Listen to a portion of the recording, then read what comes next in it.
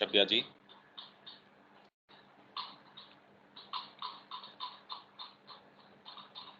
Hello. हाँ, आवाज आ रही है ना? हाँ।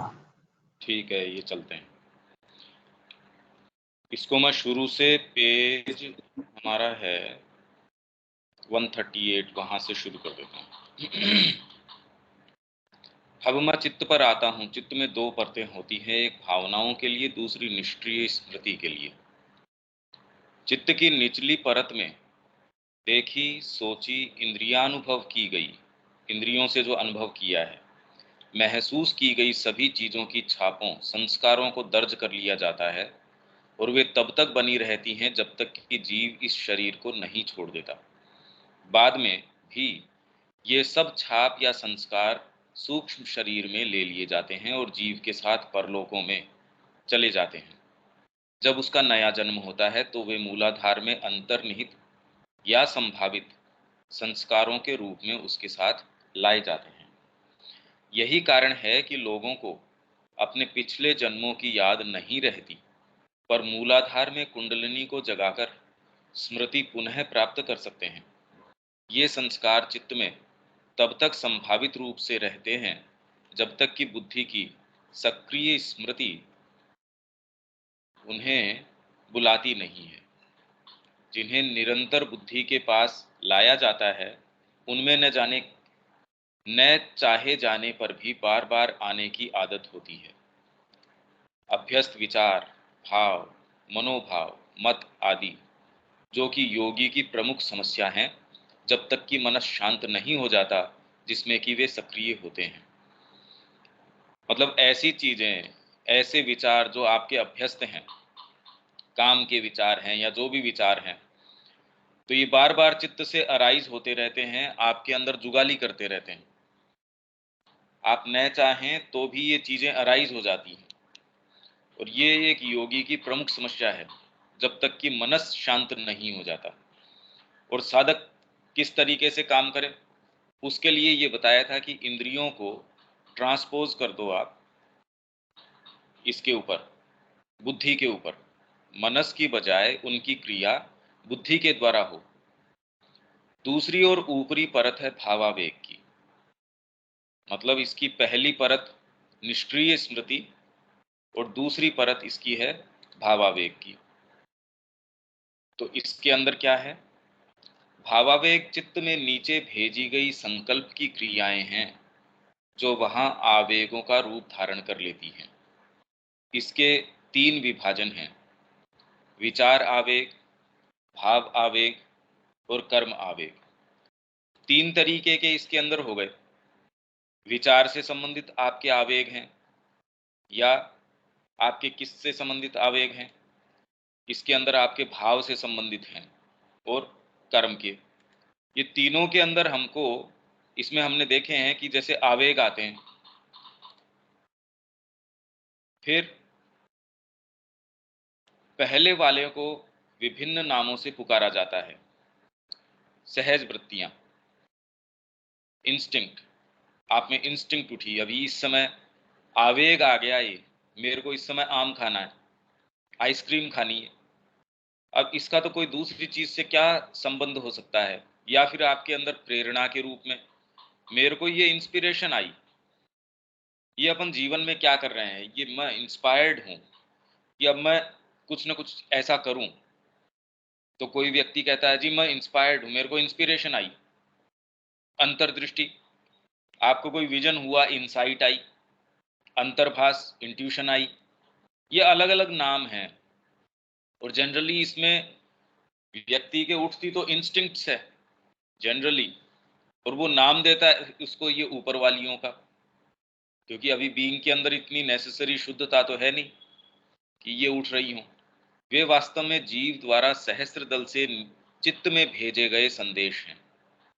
वे अनअवलोकित रूप से बुद्धि से गुजरते हैं, चित्त में जाकर बैठ जाते हैं और जब भी किसी बाहरी या आंतरिक संपर्क के द्वारा उत्तेजित किए जाते हैं तो अचानक शुरू होकर वास्तविक प्रेरणाओं आदि, जो कि विज्ञान, भौतिक विज्ञान की बात नहीं कर रहे, सुप्रामेंटल की बात कर रहे हैं, विज्ञान से सीधे बुद्धि तक आती हैं, के समान ही बल के साथ बुद्धि से टकराते हैं।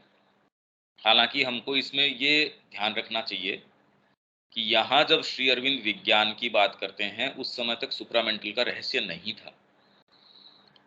इसलिए विज्ञान लोग एक मतलब ऊपर की बात कर रहे हैं कि ये यहाँ से आ रही है चीज। सुप्रामेंटल वर्ल्ड तो अभी तक कोई नहीं हुआ,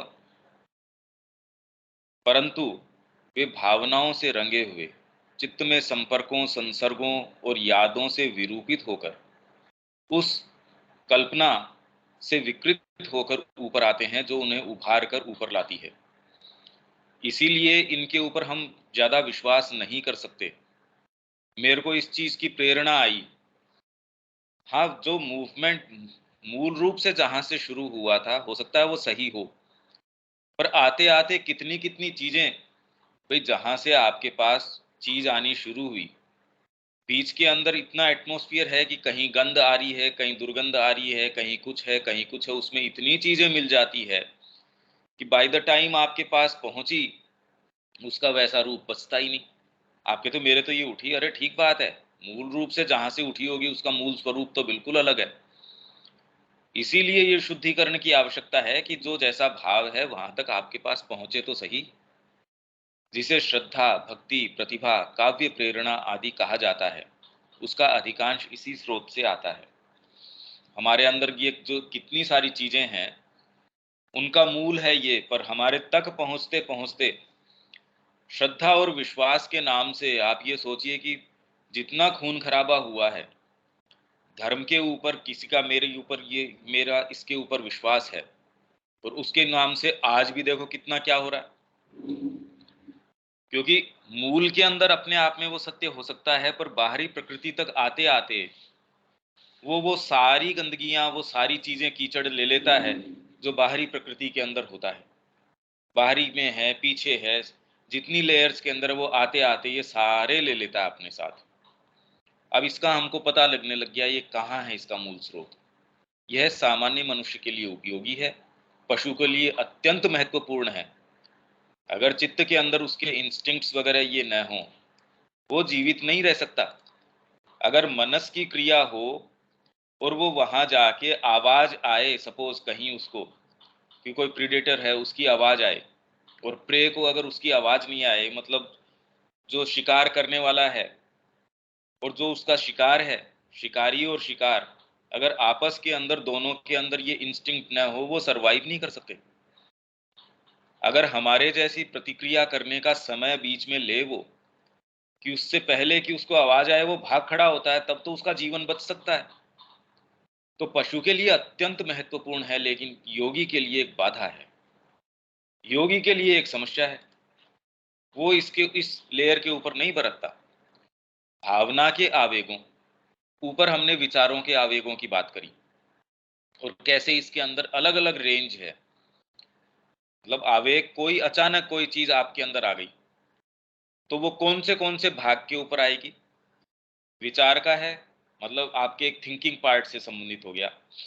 फिर बाद में भाव का है, ये आपकी वाइटलिटी से संबंधित भाग का हो गया। और फिर बाद में कर्म का है, ये आपके एक्टिव शरीर या एक्टिव डायनेमिक पार्ट का है। तो तीनों के अंदर अगर ये आवेग उठ के आते हैं चित्त से, और वो रजिस्टर करते हैं इन इन भागों के ऊपर, तो वो क्या क्या रूप ले लेते हैं। भावना के आवेगों को सामान्यतः भावावेग कहा जाता है। बड़ा इसके अंदर भावावेग आया। भावावेग दो प्रकार के होते हैं, प्राकृतिक या शाश्वत, कृत्रिम या विकार। तो एक भावना आप में जग रही है, वो तो प्राकृत है, वो सही है। दूसरी है कृत्रिम है, उसका विकार है। और जोरदार बात क्या है इसके अंदर, कि जो शाश्वत, जैसे अब ये कह रहे हैं प्रेम स्वाभाविक है, पर हमारी प्रकृति के अंदर जब प्रेम उठता है, वो अपने आप में चीज ठीक हो सकती है, पर उसका रूप हमारी प्रकृति क्या बना लेती है। उस प्रेम को कहाँ वो किसी व्यक्ति विशेष के साथ या किसी और के साथ आप ये देखते हैं। और वो प्रेम का मतलब ये होता है निगल जाना। जैसे जानवर के अंदर वो कह रहे हैं प्रेम का सबसे पहला रूप है बिल्ली, प्रेम से अपने खुद के ही बच्चे को निगल जाती है। अभी हम किसी से प्रेम करते हैं तो उसके ऊपर इतना एकाधिकार करने का हमारा प्रयास होता है कि तू दूसरे से बात कैसे कर सकता है। तो दूसरे की चीज को स्वीकार कैसे कर सकता है, या अगर स्वीकार करता है तो उसको सराह कैसे सकता है इतना। कहने का मतलब कि आप मेरे को ही जितना हो सकते हैं आप मेरे तरीके से, 10 जने बैठे हैं, गुरु आपको विशेष अगर आपके ऊपर अनुग्रह नहीं कर रहे हैं, बड़ा मुश्किल होता है। किसी से आपका विशेष प्रेम है, परिवार के अंदर माँ 4 जनों के साथ अगर व्यवहार कर रही है, उसके अंदर अगर उसको एक के साथ विशेष है, दूसरों को ये लगता है ये इसके साथ विशेष क्यों है। या आप किसी से विशेष प्रेम आपको लगता है प्रेम करते हैं और वो उसका उतना प्रत्युत्तर नहीं देता, तो आपकी भावना आहत होती है। तो अपने आप में मूल में एक वाइब्रेशन है, एक भाव है, हमारे तक आते आते वो विकृत हो जाता है। तो प्रेम स्वाभाविक है, वह ज्ञानम से शुरू होता है और निरंतर विकसित होने की प्रवृत्ति रखता है। आकृष्ट होने की प्रवृत्ति, मनुष्य के लिए नहीं कह रहा मैं कि किसी मनुष्य के लिए, वो तो एक बायोलॉजिकल तरीका भी हो सकता है, कुछ भी हो सकता है। वो तो हमारी वाइटल पता नहीं कहाँ कहाँ देखती रहती है, आकृष्ट होती रहती है। पर स्वतः किसी चीज से प्रेरित होना, किसी के प्रति भाव आ जाना, ये स्वाभाविक है। घृणा प्रेम का विकार है, पर यदि लोअर तरीके से आप इसको बरतते हैं, आपको मन में खटास हो जाएगी उस व्यक्ति के प्रति। और जिससे इतना आप कह रहे हैं मैं इतना प्रेम इससे करता था, अब वो आपको देखा नहीं हुआ था, अभी इसको ही हटाओ यहाँ से, वो इसका विकार हो गया, क्योंकि वो अपने सही स्थान के ऊपर नहीं था। हमारी प्रकृति के दूसरे उसमें विकृतियां आते आते आते आते वो विकृत हो ही जाता है। कितने भी आप वेल मीनिंग तरीके से कोई चीज शुरू कीजिए और ये आते आते ये रूप हो जाता है। प्रेम है वो स्वाभाविक है, घृणा प्रेम का विकार है, अज्ञानम के कारण उत्पन्न एक विकृति या प्रतिक्रिया है। इसी प्रकार साहस शाश्वत है, भय विकार है, करुणा शाश्वत है, घृणा या दुर्बल दया, विकर्षण, जुगुप्सा आदि विकार हैं। इसीलिए वो क्रोन्स पक्षी जो है, वो दो आपस के अंदर क्रिया कर रहे थे और इन्होंने देखा कि ओरे ये क्या हो रहा है इनके साथ। बहेलिये ने उसके मारा तो इनके तुरंत उद्गार फूट पड़े। तो ब्रह्मा जी ने आके इनको कहा रे ये सही भाव नहीं है। तब उन्होंने कहा कि आप इसका रामायण का करो, आप शुरू करो इसको। तो दुर्बल दया ये विकार है। रामायण कैसे उन्होंने वाल्मीकि जी ने शुरू करी।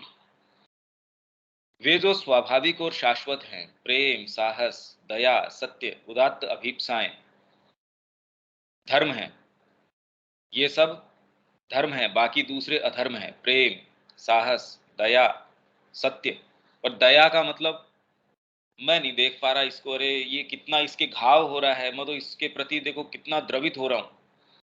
और इसी को यूटिलाइज करके आज जितनी भी मुहिम चलाई जाती है कि देखिए गायों के साथ क्या हो रहा है, या कोई इस तरीके की फोटो आपको दिखाएंगे, ऐसी कोई चीज दिखाएंगे कि देखिए इनके साथ कैसा अत्याचार हो रहा है, और इसमें आपके जो सही दया वाला भाव है वो नहीं, इसमें ये जो दूसरा भाव है विकर्षण है। ओहो, क्योंकि आप स्वयं अपना दर्द नहीं झेल पाते तो आप ये देख रहे हैं दूसरे के दर्द हो रहा है, ये वास्तविक दया नहीं है।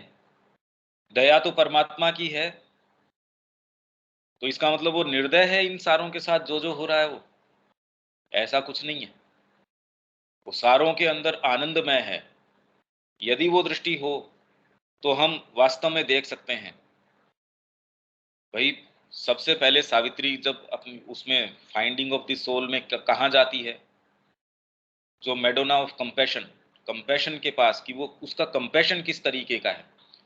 और उसमें भी दो तरीके की वाणी है कि एक सच्चा कंपैशन है, और जब वो विकृत हो जाता है अहम के आधार पे, तो किस तरीके की वाणी आती है। हम जिसको कह रहे हैं कि हम चैरिटी कर रहे हैं, दया, अरे बड़ा दया है ये इसके अंदर, वो वाली की बात नहीं है। हम तो प्रेम जो मानते हैं वो भी देख लो क्या है। तो हमारे जो स्टैंडर्ड्स हैं वो हमारी प्रकृति के कारण या हमारे अहम के कारण जिस तरीके के बन जाते हैं, वो इसका तो बिल्कुल डिस्टोर्टेड स्वरूप बन जाते हैं। परंतु ऐसा शाश्वत दृष्टिकोण से है, और इसका सामाजिक या लौकिक या सामयिक धर्म या अधर्म से कोई लेना देना नहीं है कि पर्टिकुलर टाइम के ऊपर ये धर्म है, अधर्म है, ये लौकिक है, सामाजिक है, इससे कोई इसका लेना देना नहीं है। प्रेम अपने आप में एक शाश्वत वाइब्रेशन है। अब वो सत्ययुग के अंदर है या आज कलयुग के अंदर है, इससे क्या संबंध है इसका? इससे तो कोई इसका, और किस जगह, अमेरिका के अंदर है या इंडिया के अंदर है, तो न तो काल से, न समाज की पर्टिकुलर किस तरीके की व्यवस्था है उससे। कोई कबीला है उसके अंदर भी प्रेम हो सकता है और कहीं भी हो सकता है। ये तो एक वाइब्रेशन है और शाश्वत चीज है। ये एक शाश्वत चीज है जो पशु के अंदर, पक्षी के अंदर, मनुष्य के अंदर, प्रकृति स्वयं के अंदर किस तरीके से ये अभिव्यक्त करती है। फूल अपने आप को किस तरीके से फ्लावर करता है, अपने आप को देता है, देखिए। उसको इतना कोई भाषा में ढालने की आवश्यकता नहीं है कि उसके अंदर ऐसी चीज है। तो ये सामाजिक, लौकिक, सामयिक धर्म, अधर्म, इनसे इसका कोई लेना देना नहीं है। जैसे साहस के अंदर किस समय शूरवीरता इन्होंने दिखाई, तो साहब ये तो अधर्म हो गया, ये धर्म हो गया, ऐसे मापदंडों के ऊपर वो नहीं चलता। इसके अतिरिक्त अधर्म प्रायः एक अविकसित से विकसित, निम्न से उच्च धर्म में जाने के लिए एक मार्ग या तैयारी के रूप में आवश्यक होता है। धर्म, हम इन धर्मों की बात नहीं कर रहे कि ये हिंदू धर्म है, ये मुस्लिम धर्म है, ये वाला इनकी नहीं। हर जने का एक सच्चा धर्म है, एक कोड ऑफ कंडक्ट है उसका। ब्राह्मण का अपना धर्म है कि आपका एक स्वभाव है, उसके नियत आप जब कर्म करते हैं, वो करने का आपका जो है वो धर्म है आपका। इसीलिए समुद्र को उन्होंने कहा हमको रास्ता दीजिए।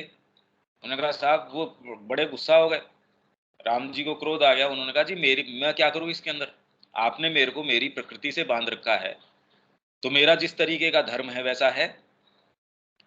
लोहा अपना अपना धर्म भूल जाए और वो प्लास्टिक के से काम करने लगे, तो बताओ, कोई भी अगर सब अपने अपने धर्म या अपना अपना जो उनका बीइंग का लॉ है, जो विधान है, उसको छोड़ के क्रिया करने लगे, आप कैसे काम करेंगे? भोजन अपना गुण छोड़ दे और वो किसी और ही चीज का गुण अपना ले, तो जीवन को एक सिक्योर ग्राउंड मिल ही नहीं सकता। इसलिए इसको वेदों में कहा गया है कि बृहस्पति, जो आत्मा की शक्ति है, जिसका रूपक है बृहस्पति, जुपिटर, उसने सारे को ये नियमों के अंदर बांधा है जिससे कि यहाँ एक अभिव्यक्ति हो सके। नहीं तो आप कल गए, वहां एक तरीके का सीन, आज आप निकले कोई दूसरे ही तरीके का सीन, आपको क्या करें इसके अंदर? या जो तत्व हैं वो आज जिस तरीके से रिएक्ट कर रहे हैं, कल वैसे नहीं करेंगे, तो जीवन कभी हो ही नहीं सकता। आप एक दिन ऐसे जीवित नहीं रह सकते, आपका सिक्योर ग्राउंड रह ही नहीं सकता। इसलिए चित्त जो है आपके रिजर्वोयर है, एक भंडार घर है ये, जिसमें सारी सारी चीजें हैं। आप जानते हैं सुबह उठेंगे तो ये चीजें आपको यहाँ मिलेंगी। अगर ये आपकी स्मृति न रहे, आपका जीवन संभव ही नहीं है। आपको सांस तो भले ही आएगी, पर आप कुछ कर नहीं सकेंगे उसके अंदर, और बहुत जल्दी आप खत्म हो जाएंगे। तो ये निम्न से उच्च धर्म में, तो इसलिए व्यक्ति को हमेशा ही कि तेरा धर्म ये है, और इसके अंदर अभी ये कौन सी ब्रह्मचर्य की अवस्था में है, तो आपका ये धर्म है। और ब्राह्मण अगर ब्रह्मचर्य की अवस्था में, तो उसका ये धर्म है। क्षत्रिय अगर ब्रह्मचर्य की अवस्था में, और ये फिर बाद में ये चारों ही जब ब्रह्मचर्य के बाद अपने गृहस्थ के अंदर आते हैं, तो इनका क्या धर्म है? ब्राह्मण है, ब्रह्मचर्य की अवस्था में है, पर उसका पुरुषार्थ कौन सा है, उसके हिसाब से धर्म तेरा ये वाला लागू होता है। पर ब्राह्मण है, इस समय अगर संकट काल है, तो इसके अंदर तेरे ऊपर ये वाला धर्म लागू नहीं होगा। तो ये सारा जो धर्म का पूरा एक वेब, एक पूरा जाल बना के हमको दिया गया था उस समय, जो कि आज भी उतना ही ऑपरेटिव है। अगर आप ध्यान से देखें, तो यदि हम माँ के निहित जीवन जीना चाह रहे हैं, तो हमारा अपना एक धर्म है, आपका अपना एक वर्ण है अंदर। उसको आप अगर पहचानेंगे कि मेरी पुकार इस तरीके की है, तो मेरे को इस मार्ग से माँ के पास जाना चाहिए। और यदि आप सच्चे हैं माँ के प्रति, वो अपने आप आपका निर्धारण कर देंगी कि तेरा वर्क फील्ड इस तरीके का है। आप सहज महसूस करेंगे कि भी मेरे को सेवा के अंदर बड़ा सहज महसूस होता है, या मेरा इस चीज के अंदर सहज महसूस होता है। आपकी ऑटोमेटिक आपकी प्रकृति आपके लिए डिमार्केट कर देगी, या आपको प्रेरणा स्वयं अंदर से आ जाएगी। यदि आप माँ से सिंसियरली पूछते हैं कि मेरे को किस तरीके से मूव करना चाहिए, वो बता देंगी आपका धर्म ये है। और ये निम्न से उच्चतर के ऊपर जाता है। आज एक सर्टेन आप फ्रेमवर्क में है, धीरे धीरे धीरे धीरे आप ग्रो करेंगे उसके अंदर। तो आज का धर्म है वो कल का नहीं बचेगा, कल फिर बाद में आपके सामने और विस्तार उसका हो जाएगा। योगी को विकारों से छुटकारा पाना होता है, सनातन धर्मों से नहीं। कितनी जबरदस्त बात है ये। जो सनातन धर्म है, धर्मों, अब ये सनातन धर्मों मतलब ये सनातन है ये धर्म। वर्ण के हिसाब से आपके कि ये वर्ण है, तेरे ऊपर ये धर्म लागू हो जाएगा। और योगी जो है उसके ऊपर उसकी आत्मा का धर्म लागू हो रहा है, उससे कैसे छुटकारा पालेगा वो? तो इसलिए इससे वो छुटकारा नहीं पा सकता, फिर तो आपका कोई आधार ही नहीं बचा। ये मूलभूत बात है, बड़ी गहरी बात है, इसको समझने की आवश्यकता है। तो जनरली हमारे पुराणों के अंदर इनमें धर्म का जो एक बार बार स्वर बार बार गुंजारित होता है, मेरा ये धर्म है, नहीं नहीं मेरा, मैं राक्षस कुल में जन्म जन्म मैंने लिया है, क्या करूं, मैं अपने स्वभाव से बंधा हुआ हूं। और गीता क्या कह रही है? स्वभाव नियत कर्म। स्वभाव और स्वधर्म की चर्चा 18वें अध्याय के अंदर आप देखेंगे कितनी जबरदस्त है कि आपको जो स्वभाव मिला है उसी के नियत काम करने का ये स्वधर्म है आपका, वैसे ही आप करेंगे तो पर धर्मो भयावह है। अगर दूसरे के धर्म से आप बरतते हो, वर्ण आपको मिला है एक, काम करना चाह रहे हो दूसरे का, आपको सुविधा नहीं होगी उसके अंदर, आप नहीं कर पाएंगे। भाई एक के अंदर साहस है, सीमा के ऊपर भेजोगे उसको, एट होम महसूस होगा, हाँ मेरे लायक काम है। उसको उठा के व्यापार के अंदर बिठा दोगे, न तो वो व्यापार ठीक कर पाएगा, न अपने जीवन में वास्तव में जो करने की एक उसके है वो नहीं कर पाएगा। साधना के अंदर भी व्यक्ति अपने जो जो बाहरी भाव है उससे अपने स्वभाव के ऊपर जाता है, और स्वभाव से सारों को, स्वभाव में भी ये नहीं कि आपको कौन सा वर्ण मिला है, एकांगी रूप से नहीं, उसमें सारे समाहित होते हैं। ये तो हमने पहले बात करी थी। हालांकि प्राधान्य किसी एक का होता है। कई व्यक्ति माँ के पास गया, माँ तो ये चीज देख नहीं रही इस तरीके से, वो एक कर्म का निर्धारण कर रही है, बेटा तेरे को ये कुछ समय के लिए यहाँ आवश्यकता है, तू ये काम में लग जा, लग जाता है। अब उसके अंदर वो ब्राह्मण है, क्षत्रिय है, वैश्य है, शूद्र है, उससे क्या कोई फर्क नहीं पड़ रहा। हाँ, मूल फिर भी उसका धर्म है अंदर, वो पुकार अलग तरीके की है, यहाँ आने के बाद किस तरीके से वो विकसित होती है। ये तो यदि हम भारतीय संस्कृति में क्या है और हमने जब तक गहरा इसका मंथन नहीं किया है, ये बहुत गहरी चीजें हैं, हमने कभी इसकी इस तरीके से चर्चा होते ही नहीं देखी। नहीं तो वो कह देंगे ये नहीं, इसका ये वर्ण है, इसका ये धर्म है, ठीक है। जब वो एक संपूर्ण एक पूर्ण योग में आता है तब ये किस तरीके से काम करते हैं, ये एक बहुत गंभीर प्रश्न है, विचार किए जाने का है। इसमें यदि हम देखें कि श्री अरविंद के पत्र इस आलोक में हमको, महा श्री अरविंद के पत्र हैं वो ही सहायता करेंगे, कैसे उनका इंटरेक्शन प्रत्येक व्यक्ति के साथ, उसकी प्रकृति है, समय है, सारी चीजों के अनुसार था। और वो ही एक व्यक्ति को एक समय एक सलाह, दूसरे समय दूसरे सलाह। क्योंकि यदि आप अपने धर्मों में विकसित होते जा रहे हैं तो आपको कल जो सलाह दी थी वो आज प्रासंगिक कैसे रह सकती है। तीसरे प्रकार का आवेग कर्म का आवेग है। ये तो बात हो गई, इस सबसे पहले तो विचार का, फिर बाद के अंदर भाव का, फिर कर्म का, मतलब आपकी थिंकिंग पार्ट है, फिर आपके इमोशनल पार्ट है, और फिर बाद में आपका डायनामिक पार्ट है। तीनों के अंदर जब चित्त से आती चीजें, और इसके अंदर भी एक तो उसका शुद्ध रूप है, और दूसरा बीच के अंदर जब और भागों की क्रिया उसके अंदर मिल जाती है तो उसका अशुद्ध रूप है। ईगो जब उसके अंदर प्रवेश कर जाता है वो उसका अशुद्ध रूप हो जाता है। और अपने आप में जब ये चीजें आती है, सीधे परमात्मा से आती हैं, ये माँ के संकल्प से जब आती हैं, भाई हम ये कह रहे हैं कि उनकी इच्छा के बिना कोई चीज नहीं होती, पत्ता पत्ता उनकी इच्छा से चलता है, वो इस तरीके से चलता है। सारी चीजें वहां से आएंगी, सीधे आपके ये कह रहे हैं वो सारी चीजें चित्त के अंदर चली जाएंगी। जिस तरीके का आपका कॉन्स्टिट्यूशन है उस तरीके से आपको जो चीजें अराइज करनी है आपके अंदर, भय की आवश्यकता है तो आप में भय पैदा कर देंगी। जो जब जिस तरीके से आवश्यकता है और आप में नेसेसरी इस तरीके का अभी एक आधार तैयार हो गया। इस साधक में और सामान्य व्यक्ति में क्या है, एक आधार उसका तैयार हो गया, जहां माँ को राउंड अबाउट अपनी प्रक्रिया करने की आवश्यकता नहीं है। वो सीधे आपको कह देगी बेटा ऐसा कर ले, और आप सीधे उस तरीके की क्रिया कर लेते हैं। दूसरे के अंदर उसको भय, जैसे एक व्यक्ति है, आप सीधे अपने विचार उस तक नहीं दे सकते, उसको कैसे बताएंगे, फिर उसको भय है, भय देंगे उसको, या उसको लालच देंगे, या उसको जो जो आवश्यकता है उसको आप कि भाई इसके समझ नहीं आ सकता। तो इस तरीके से काम तो वो वैसा ही कर रहा है जो आप चाह रहे हैं, आप उसकी प्रकृति को बहुत अच्छे से समझ रहे हैं, तो जब जैसे आवश्यक है उस तरीके से आप काम कर रहे हैं। हम ही अपने जो कोई एम्प्लॉई है उसको इस तरीके से टैकल करते हैं। दिव्य जननी तो जहां जिस तरीके से उसकी शक्ति तो अमोघ है, उसको तो कोई दिक्कत नहीं है, तो वो सारा बीच का बैलेंस लेके चलती हैं। और जब आधार इतना आपका सुदृढ़ हो, तो ये जैसे पहले भी बात आई, जब आप सिद्ध हो जाते हैं, तो सिद्ध का अर्थ क्या है?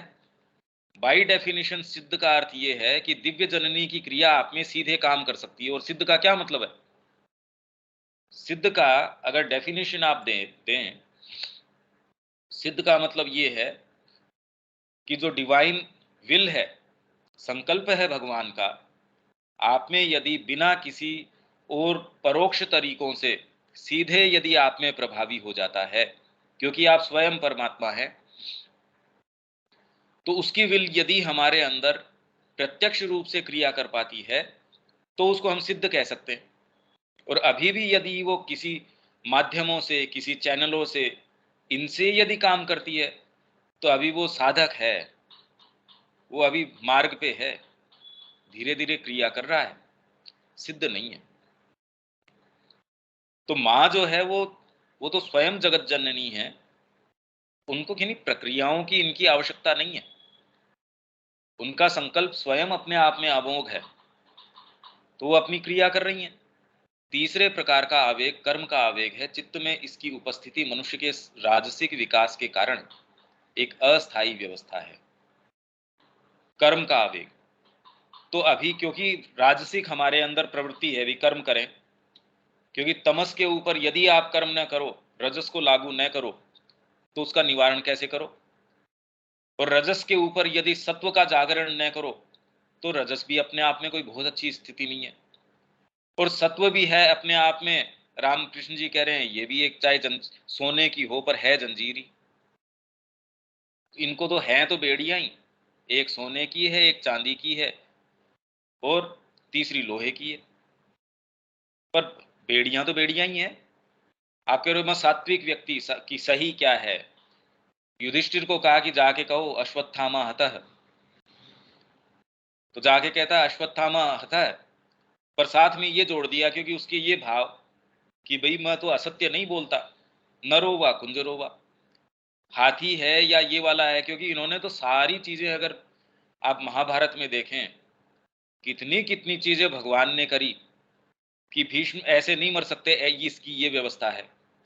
आपके द्रोणाचार्य ऐसे नहीं मर सकते, वो ये कहेंगे अश्वत्थामा मरेगा या इसके साथ कुछ हो जाएगा, तो जो मैं हथियार डाल दूंगा। तो उन्होंने कहा साहब ये तो मरे नहीं, अब क्या करें? अश्वत्थामा नाम का हाथी लिया, उसको मार डालो। मार डाला उसको, अश्वत्थामा हता।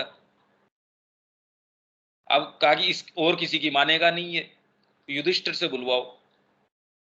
युधिष्ठिर और किसी की नहीं मानेगा, उनको भगवान कृष्ण की बुलवाओ। अब वो जाके उन्होंने कहा ठीक है भगवान कह रहे हैं, उन्होंने जाके कह दिया अश्वत्थामा हता।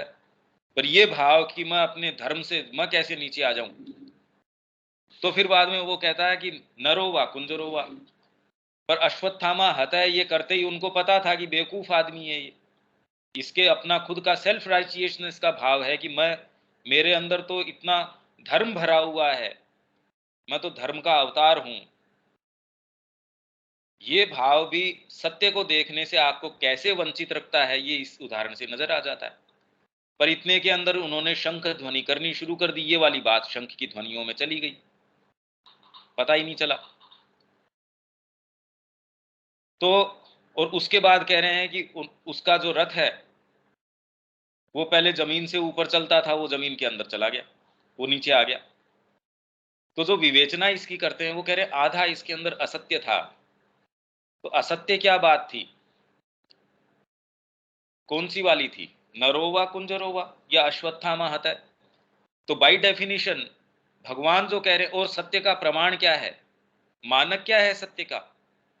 माँ आपसे कह रही है बेटा ये कह दे या ये जाके काम कर दे, आप बीच के अंदर अपनी बीच बुद्धि लगा रहे हैं और ये कह रहे हैं नहीं नहीं, माँ माँ की क्रिया का आकलन कर रहे हैं, श्री अरविंद की क्रिया का आकलन कर रहे हैं, गुरु की क्रिया का आकलन कर रहे हैं। ये तो अपने आप में बिल्कुल असत्य हो गया। तो इसका विवेचन इस तरीके से भी कर रहे हैं विवेचक। तो राजसिक विकास के कारण एक अस्थायी व्यवस्था है, किसकी? कर्म का आवेग, कर्म का जो प्रेरणा आपके अंदर उठता है, अरे ये कर डालो, ये वाली चीज कर डालो। रोज तो उठते हैं कैसे कैसे कर्म के आवेग व्यक्ति के अंदर, हाँ मैं ये वाली चीज करूंगा, अब मेरे ये सेंटेनरी आ रही है श्री अरविंद की, ये वाले कर्म में लग जाएं, बुद्धि से नहीं लगा रहा कि ये वाली चीज कर रहे हैं, उसमें तो जोर आता है। कुछ लोगों के अंदर कर्म प्रधान है, कुछ के अंदर कुछ प्रधान है, कुछ के अंदर क्या प्रधान है। तो ये अस्थायी व्यवस्था है, जब तक कि, इसका मतलब ये नहीं कि बाद में व्यक्ति कर्म नहीं करेगा, पर आवेग के कारण नहीं करेगा। भी माँ कर रही है कर्म, कोई आवेग के कारण थोड़ी कर रही है। अशुद्ध राजसिक मनुष्य को दो शक्तियों, कामना या भाव आवेग, सारा जो प्रयास चल रहा है इस समय कामना के कारण चल रहा है। वो जितना भी कर्म चल रहा है, इसलिए गीता इसी से आरंभ करती है, निष्काम कर्म। तो वो कहता करें कैसे?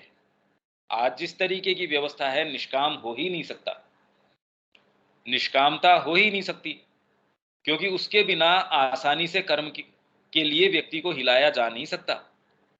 अगर कामना नहीं हो, मतलब मोक्ष की भी यदि कामना नहीं हो, देखो कैसे कैसे मुमुक्षु हैं जो क्या क्या कर गुजरते हैं, हम तो कल्पना नहीं कर सकते।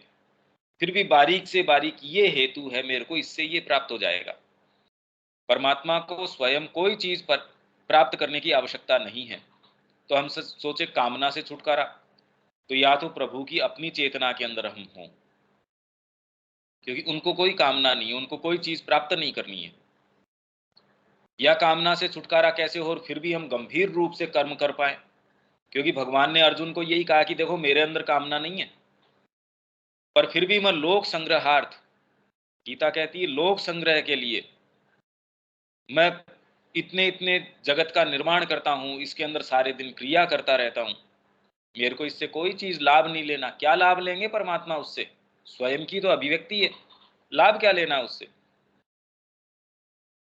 पर क्यों कर रहा हूं मैं ये? इसका मतलब एक ऐसी चेतना है जहां से कर्म किया जा सकता है, पर जब तक वो नहीं हो तो उन्होंने कहा कि कैसे करें?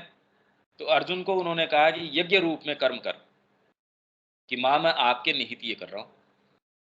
धीरे धीरे जब आप इस तरीके से करते हैं तो यज्ञ का आरोहण होता है। पूरा वेद इसी चीज को तो बता रहा है। वेद का मुख्य रूपक ये है यज्ञ का आरोहण।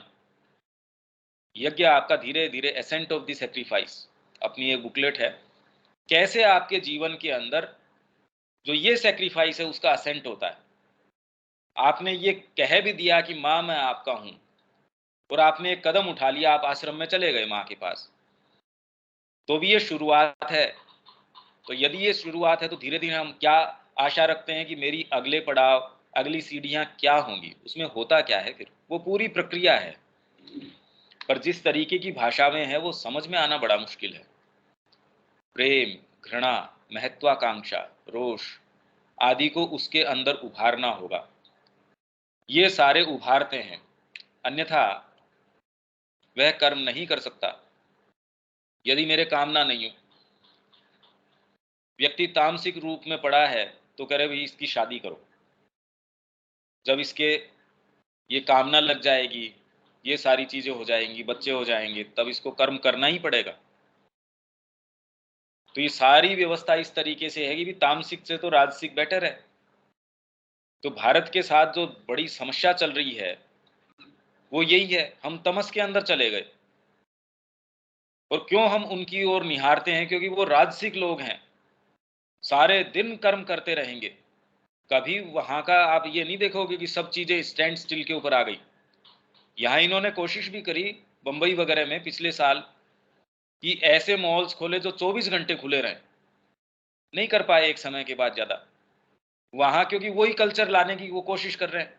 यहाँ वो संभव नहीं हो सकती भाई, कि आप सोचे उन्हीं तरीकों से हम कोशिश करें। यदि आपने न्यूज़ देखी हो, उन्होंने कोशिश करी कि कुछ जगह हम ये 24 घंटे खोलने की कोशिश करेंगे, कि ये 24 आवर्स ये ऑपरेट करेंगी भी ये चीज़ें।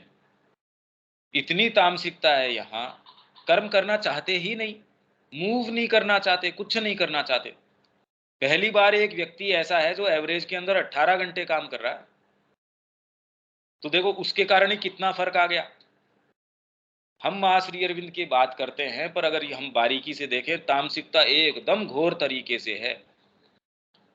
श्री अरविंद के माँ के नाम से भी हम थोड़ा बहुत तब हिलते हैं, उसमें ये लगता है कि मेरा इसमें ये ठीक है, मैंने ये सत्र या मैंने ये यदि वो न हो तो हम हिलेंगे ही नहीं। इसीलिए अभी भी हमारे मानक क्या है भाई, मेरा परिवार है तो उसके लिए गंभीर काम कर लेंगे, मेरे व्यापार है तो फिर भी काम कर लेंगे। ये काम ये क्या, वो दूसरा वाला नहीं करेंगे। और यदि करता भी है तो मंद रूप से, वह शुद्ध। तो ये हमको इसका कारण बताया जा रहा है, कहाँ से आती है ये चीजें। वह शुद्ध प्रवृत्ति अर्थात कामना और भावावेग से रहित स्वतंत्र कर्म समझ ही नहीं सकता। हम कितना भी पढ़ लें और हम ये कितना भी कह दें हाँ जी हम समझ गए, पर एक्चुअल में आप समझ सकते नहीं। ये बेसिक हमारे साथ समस्या है, ये हम नहीं समझ सकते। ये संभावना ही नहीं है कि वर्तमान हमारी चेतना के अंदर ये बात भी प्रवेश कर जाए कि हम कामना से रहित होके कोई कर्म कर सकते हैं, नहीं कर सकते।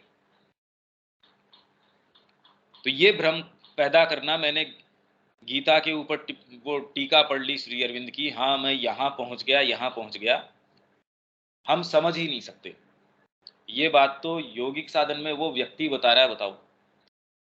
हम इसमें भ्रम न करें अपने आप के साथ।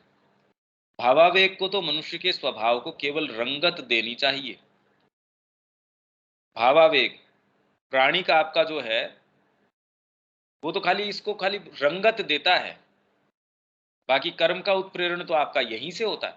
उसे आदतन प्रेम, साहस, गौरव, सच्ची महत्वाकांक्षा, आत्मनिर्भरता आदि की भावनाओं से भरा होना चाहिए, परंतु उसे किसी भी व्यक्तिगत आवेग से कार्य नहीं करना चाहिए, वह चाहे कितना भी उत्कृष्ट प्रकार का क्यों न हो।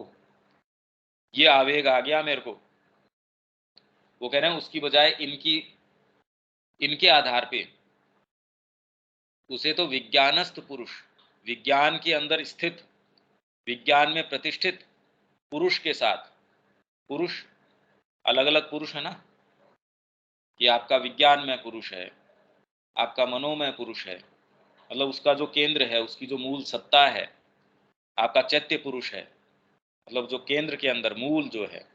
तो विज्ञानस्थ पुरुष के साथ सीधे संपर्क में अवस्थित संकल्प से आते, कहने का मतलब इसको आप, क्योंकि ये भाषा इस तरीके की है, टेक्निकल है, पर मूल रूप से हम कैसे समझें कि माँ का संकल्प है, वो पूरे विश्व का नियंता है, नए रूपों को पैदा करता है, जिस तरीके से उसको विकास करवाना है, जिस तरीके के रूप पैदा करने हैं, व्यक्ति विशेष में जैसे भाव पैदा करने हैं, वहां अवस्थित जो विज्ञानस्थ पुरुष है, भाई आपके अंदर जो चैत्य पुरुष है सपोज, अब वो कहाँ स्थित है, आपकी चेतना इस समय कौन से वाले पुरुष के ऊपर स्थित है, के साथ सीधे संपर्क में अवस्थित संकल्प से आते कर्म प्रेरण की आज्ञा अनुसार कार्य करना चाहिए।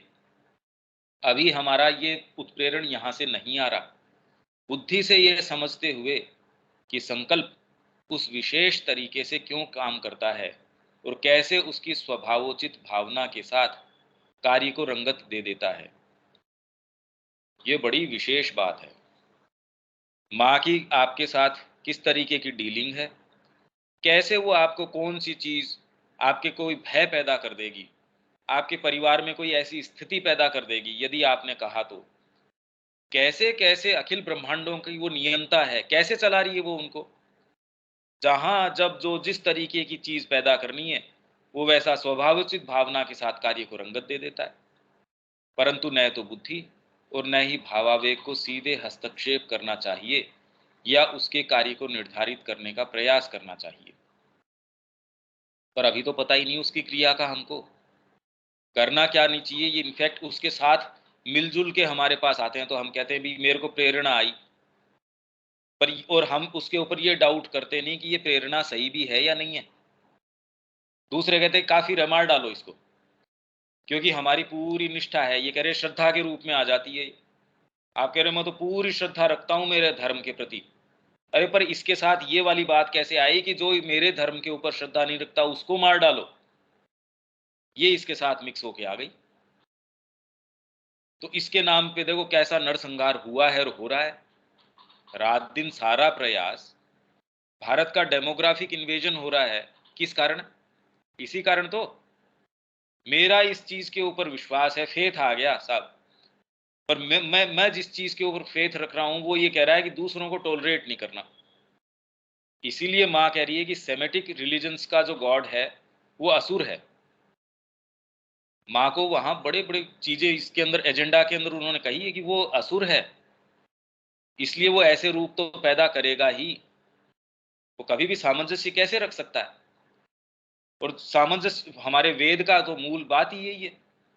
सब चीजें ठीक हैं, सब पद्धतियां ठीक है, सारे ही परमात्मा के रूप है। तो ये बुद्धि विचार के लिए है और चित्त भावावेग के लिए।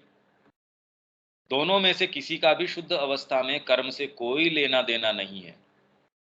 बौद्धिक असुर अपने कर्मों का निर्धारण अपनी तर्क बुद्धि या अपने आदर्श के द्वारा, बौद्धिक असुर बहुत ज्यादा जो इंटेलेक्चुअल हो जाता है, जो कहता है मैं तो इंटेलेक्चुअल हूं, मैंने ये पद्धति भी पढ़ ली, ये सारा श्री अरविंद का भी अध्ययन कर लिया, वो अपने कर्मों का निर्धारण जब तक वो माँ के प्रति ओपन नहीं है, जो सब समय बिल्कुल अबोध बालक नहीं है, तो वो एक असुर है, बौद्धिक असुर है वो तर्क बुद्धि या अपने आदर्श के द्वारा करता है।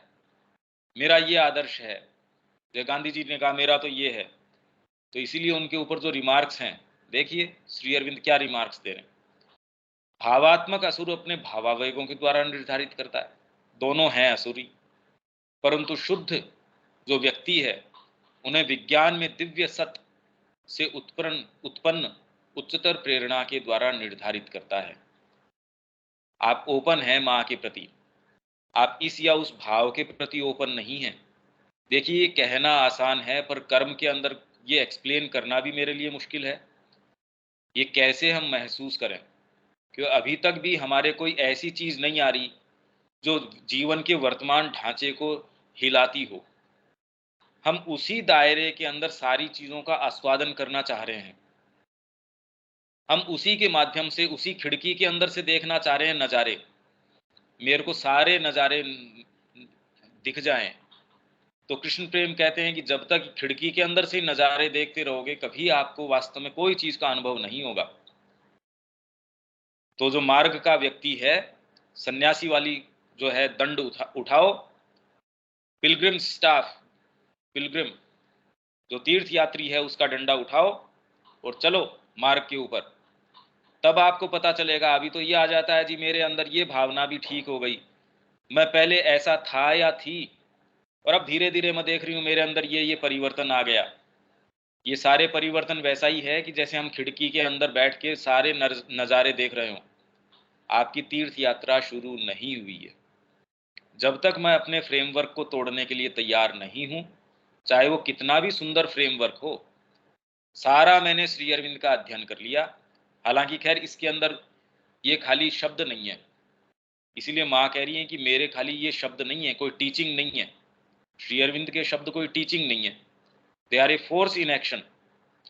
वो तो सशक्त चीज है माँ श्री अरविंद की वाणी, पर अंदर नहीं जाती ना वो।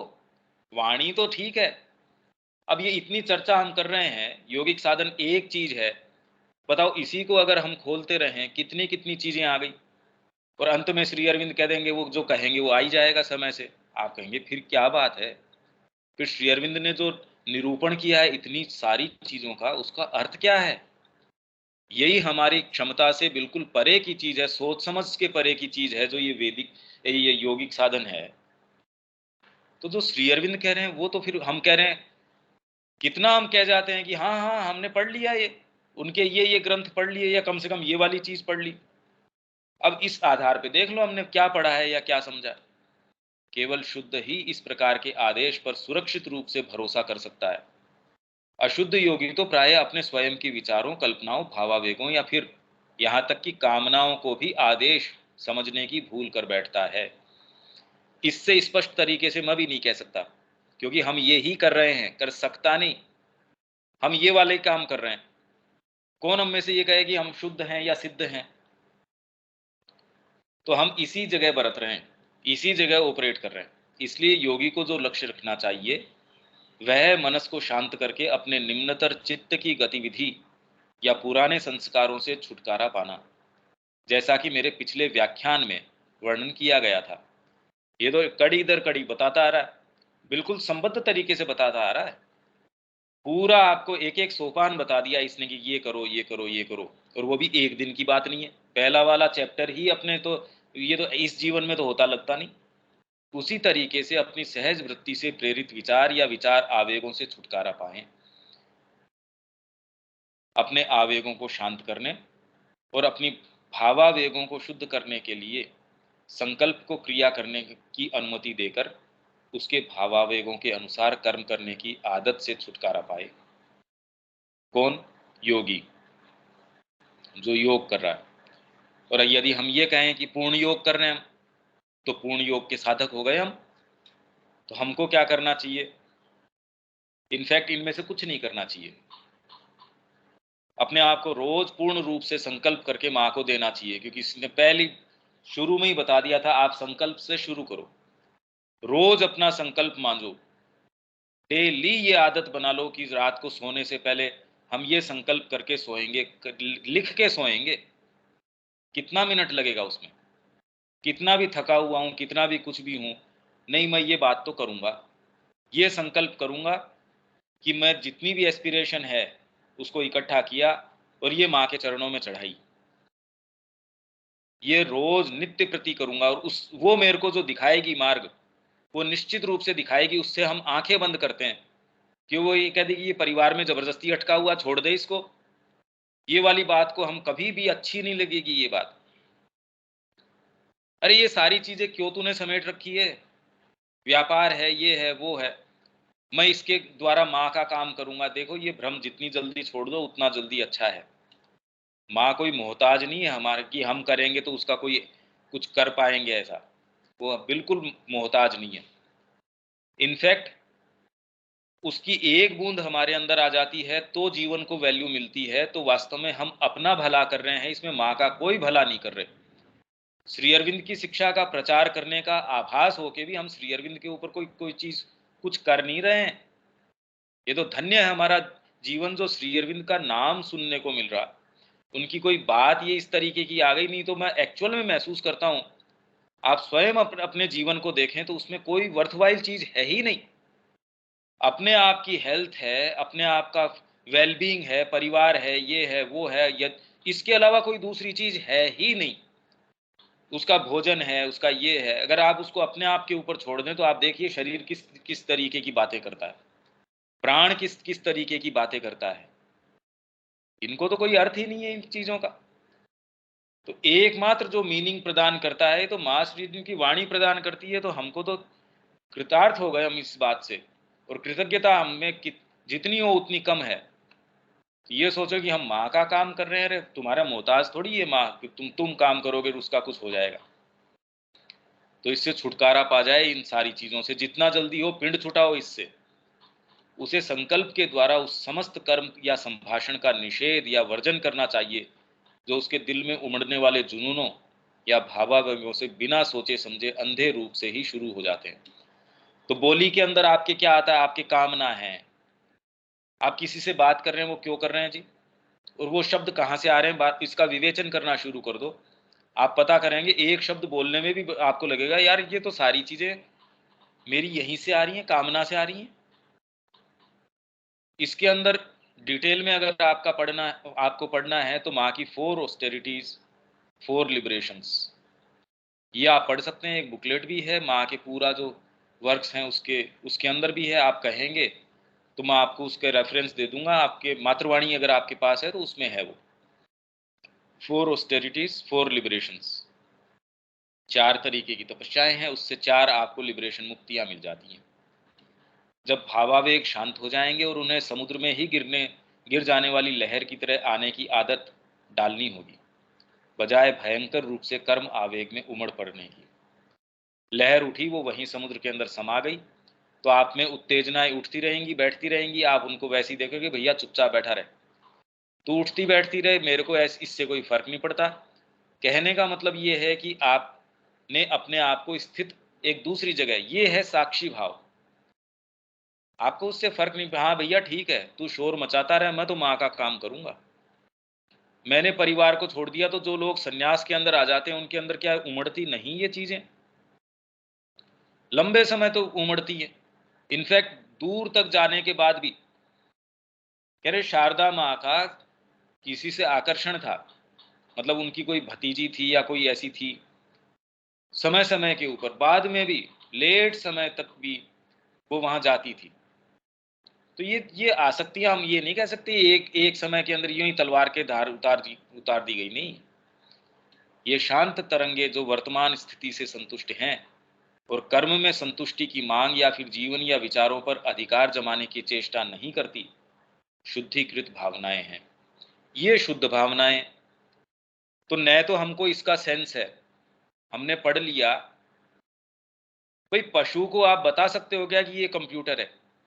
आपकी गोद में बैठ सकता है, आप उसको प्रेम कर सकते हैं, वो आपसे प्रेम कर सकता है, पर आपको किसी भी तरीके से ये नहीं बताया जा सकता है कि मैं ये वाला काम कर रहा हूं, या ये पॉलिसी आज देश के अंदर चल रही है, क्या ये वाली बात बताई जा सकती है उसको? कभी भी नहीं बताई जा सकती। तो यदि उसको बताई जा सकती हो तो हमको ये बताई जा सकती है कि शुद्धिकृत भावनाएं क्या हैं। ये मैं अतिशयोक्ति नहीं कर रहा, मैं हमारी वर्तमान स्थिति को बता रहा हूं, जिससे कि हमारे भ्रम जो हमने डाल रखे हैं कि हम साधना कर रहे हैं, हम ये कर रहे हैं, वो थोड़े ढीले हों। वे जो ऊपर की ओर बुद्धि में उठती हैं और विचार या मत को गढ़ने का प्रयास करती हैं, वे जो वाणी या क्रिया में बाहर की ओर आती हैं, वे अशुद्ध भावनाएं हैं। तो फिर क्या करें? विचार न आए, हम बोले नहीं, कर्म नहीं करें। मेरे कहने का तात्पर्य यह है कि चित्त में जो भाव हैं वे केवल भोग आनंद के लिए हैं। कर्म तो एक उच्चतर सिद्धांत द्वारा शासित होना चाहिए। मतलब ये नहीं कि बोलना छोड़ देना है, करना छोड़ देना है, पर उसका सिद्धांत उच्चतर होना चाहिए, निम्नतर नहीं। वो आपके चित्त से नहीं उठनी चाहिए, वो उससे उच्चतर सिद्धांत से आने चाहिए। वहां भी पुनः संकल्प को ही हृदय का शुद्धिकरण। संकल्प आपका ये है कि मैं माँ का हूं, उसकी लाइट में देखो कि मैं ये जो जीवन में कर्म कर रहा हूं क्या इसके अनुकूल है? हम में से कोई सा भी ये इतनी तटस्थ दृष्टि से देखने की हिम्मत शायद ही कोई करेगा, क्योंकि यदि आप माँ के सामने बैठ के ये कहे कि माँ मैं अब क्या करूं, मैं जिस फ्रेमवर्क में हूं वो कभी नहीं चाहेगी कि आप वहीं सड़ते रहें बैठ के। मेरा ये केंद्र चलता रहे, मेरा ये व्यापार चलता रहे, मेरा ये परिवार भी ठीक चलता रहे, मेरा ये भी चलता रहे। वो कभी आपको स्टैग्नेट करने की कहे ही नहीं सकती। और हम इतने तटस्थ रूप से देखने की शक्ति मेरे को नहीं लगता कि हम में किसी में भी, चाहे साधना अपना ली हो तो भी उसको क्या फर्क पड़ता है। वो तो अपना पसारा अच्छे से फैला लेती है। भी कोई व्यक्ति कहीं भी जाएगा तो अपने तरीके की चीज अपने साथ कैरी करता है, वो साधना में आ जाएगा तो वहां भी वो अपने तरीके से काम करेगा कि मेरा इतना नाम हो जाए, मैं एक महंत बन जाऊं, मैं ये हो जाऊं। वहां भी पुनः संकल्प को ही हृदय का शुद्धिकरण, शासन और नवीनीकरण करना चाहिए।